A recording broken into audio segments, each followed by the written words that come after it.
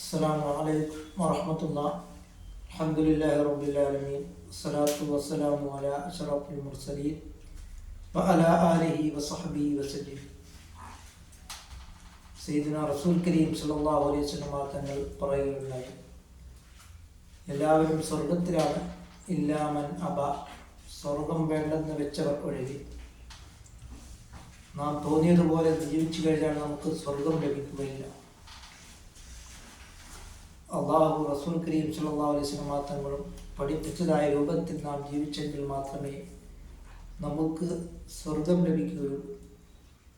ഇസ്ലാമിക ശരീഅത്ത് നിയമങ്ങൾ യഥാവിധി അനുഷ്ഠിക്കുകയും അങ്ങനെ നാം ഇല്ല.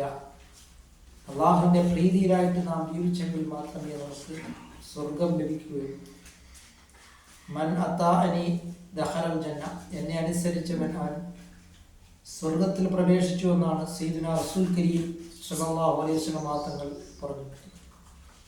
അതുകൊണ്ട് നാം സ്വർഗം ലഭിക്കുന്നതിനായിട്ട് നാം അല്ലാഹു റസൂലുഹു, അല്ലാഹു റസൂൽ കരീം സല്ലല്ലാഹു അലൈഹി വസല്ലം തങ്ങളെയും വഴിപ്പെട്ട് നാം ജീവിക്കുവാൻ നാം ശ്രമിക്കുകയും അങ്ങനെ നാം തഖ്വയോടുകൂടിയുള്ള ഒരു ജീവിതം നാം നയിക്കുവാനും നാം ശ്രമിക്കുക. അതുകൊണ്ടാണ് സയ്യിദുനാ റസൂൽ കരീം സല്ലല്ലാഹു അലൈഹി വസല്ലം തങ്ങൾ പറഞ്ഞിട്ടുള്ളത്, ഉമ്മത്തി മാ ബൈന സിത്തീന വ സബഈന, എൻ്റെ ഉമ്മത്തിൻ്റെ ആവറേജ് പ്രായം വെറും 60-ൻ്റെയും 70-ൻ്റെയും തുച്ഛമായ പ്രായം മാത്രമേ ഉള്ളൂ എന്നാണ് സയ്യിദുനാ റസൂൽ കരീം സല്ലല്ലാഹു അലൈഹി വസല്ലം തങ്ങൾ പറഞ്ഞിട്ടുള്ളത്. നാം മനസ്സിലാക്കിക്കൊണ്ട് നാം ഈ തുച്ഛമായ പ്രായത്തിനുള്ളിൽ നാം ധാരാളം സൽക്കർമ്മങ്ങളും ഇബാദത്തുകൾ കൊണ്ട് നാം മുന്നേറുവാൻ നാം ശ്രമിക്കുക.